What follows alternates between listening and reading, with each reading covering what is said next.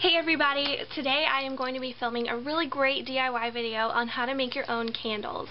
And not just any candles. Today we're going to be making soy candles, and with the holidays right around the corner, I figured that this would be a perfect holiday gift for anybody special on your list. So without further ado, we're going to go ahead and make our way into the kitchen, and we're going to talk about what you're going to need to start this project. Okay, so quickly I'm just going to go through everything that you're going to need. Here I have 2 pounds of 100% natural soy wax, and you can get this at any sort of craft store, or you can find it for pretty cheap online. This is just what it looks like. I got the flakes because it melts a little bit easier. These are just glue dots for crafting, and what you're going to do is you're going to use one of those later on to place the wick inside of your container. So you will need some sort of container, and just to go ahead and mention, this wax is made for containers. You can purchase other waxes if you want to make molded candles, but this is for containers. So you'll also need some wax or some wicks. These already have the tabs at the bottom. Just pull one out so you can see. That's kind of what it looks like. It has a little tab at the bottom. You're going to need some scented oils. So you can get a variety of them. I'm about to do a little experiment with some lemon extract to see if that works or not. And then if you want to color your candles, you're going to need to either get liquid dye, or you're going to need to get these colored concentrated dye blocks, and you just sort of shave some off the end and put it into your candle at the appropriate time. But that's pretty much all you're going to need. So once you have your materials, we can go ahead and get started. Okay, so the first thing that you're going to want to do is to go ahead and prepare your container with the wick.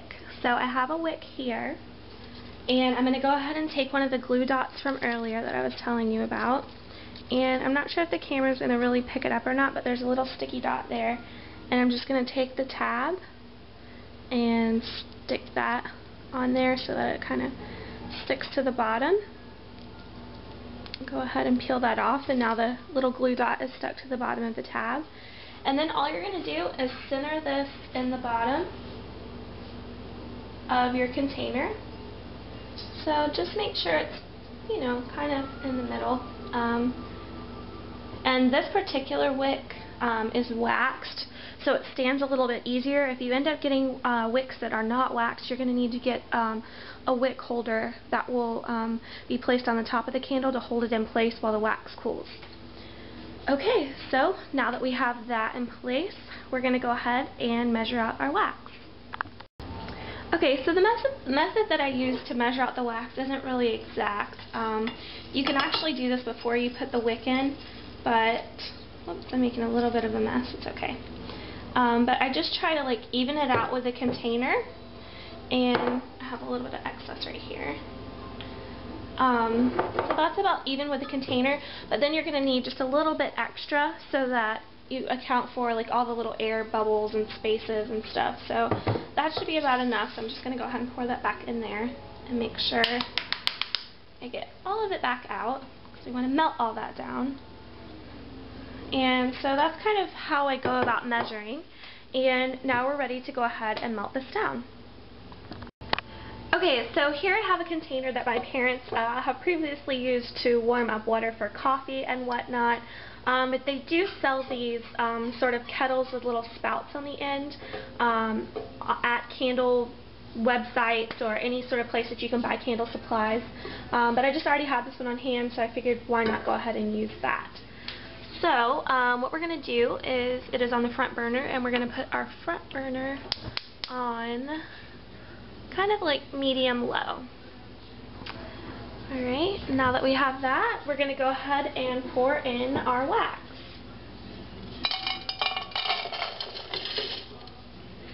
And then just make sure you get all the little crumbs out of the bottom. And now I will show you the melting process. Okay, so now you can see that the wax is kind of starting to melt. Just go ahead and mix that together, and eventually it will become clear. So you just want to kind of keep slowly stirring until all of that is completely melted and nice and clear. So we'll come back as soon as that is all melted. Okay, so while you're waiting for the wax to melt, you want to keep it on really low heat so that it doesn't melt too quickly. But we're going to go ahead and cut off some dye because we want our candles to be colored. This one I'm going to attempt to make sort of like a lemon cake scent, so I want a yellow candle. So this is just what I've been using to cut on, and you can see I have some blue dye over here, but we're not going to use that for this time.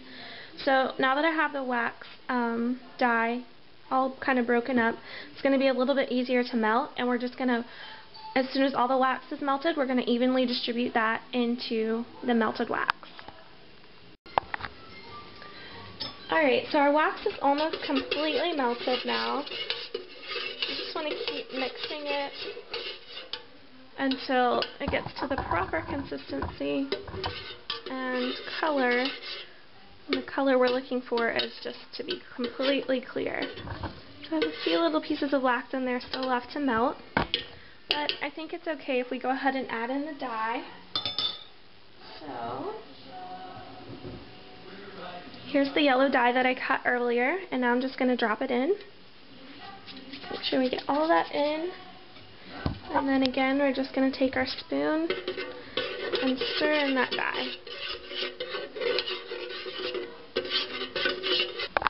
Okay, now once your wax is fully melted, you want to go ahead and add in your oils. And I'm just going to go ahead and add in some of the vanilla. Pretty good amount. Don't be too shy with it.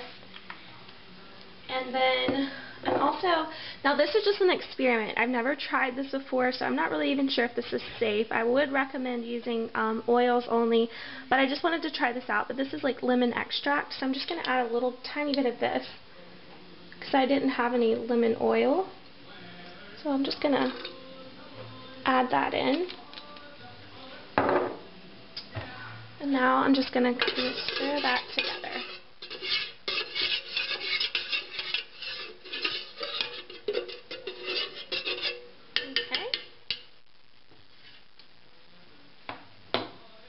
Have that. Okay, so before you pour your wax into the container, it's really important that you make sure that it cools down just a tad, because otherwise it'll kind of pull away from the container when it cools. So there are specific methods to this, and you can find them online depending on what kind of wax that you have, but honestly I haven't been like measuring the temperature at all. I've just been sort of like guessing, and they've all come out pretty good so far. Still giftable, so that's just what I've been doing. So I'm just going to let this cool for a couple minutes, maybe only like a minute or so, and then I'm going to go ahead and pour it into the container, and I'll show you how that's done. Okay, so now that we've let the wax kind of cool down just a tad, we're going to go ahead and pour it right into our container.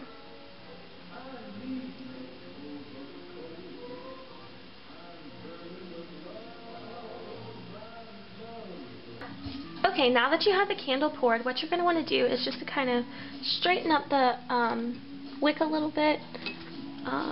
Just kind of make it stand a little straighter, and then you can just kind of line it up with a pin so that it holds until it cools. And you want to make sure that it stays in one spot. You can gingerly move it at this point, but you want to kind of keep it in a spot to where it can cool for maybe 2 or 3 hours until it's completely cooled. So guys, that's really all it takes to make your own soy candles. You could even add like a little tag on the front with your own little scent names, or like to or from little tags, something like that. This one smells so good. This one, I found the oils that You Know Who has a really popular scent called Love Spell, and so that's what I made this one smell like, and it smells so good. I'm about to go burn it right now, right here in my room. So I hope you guys have really enjoyed this DIY video. If you guys would like to see more videos, or if you have any requests or suggestions, please put them in the comment section below. I'll put all the things that you need to do this project on my blog and in the bottom bar. And I really appreciate you guys watching. I hope you subscribe up here somewhere in the top section, and thanks so much for watching. Happy holidays.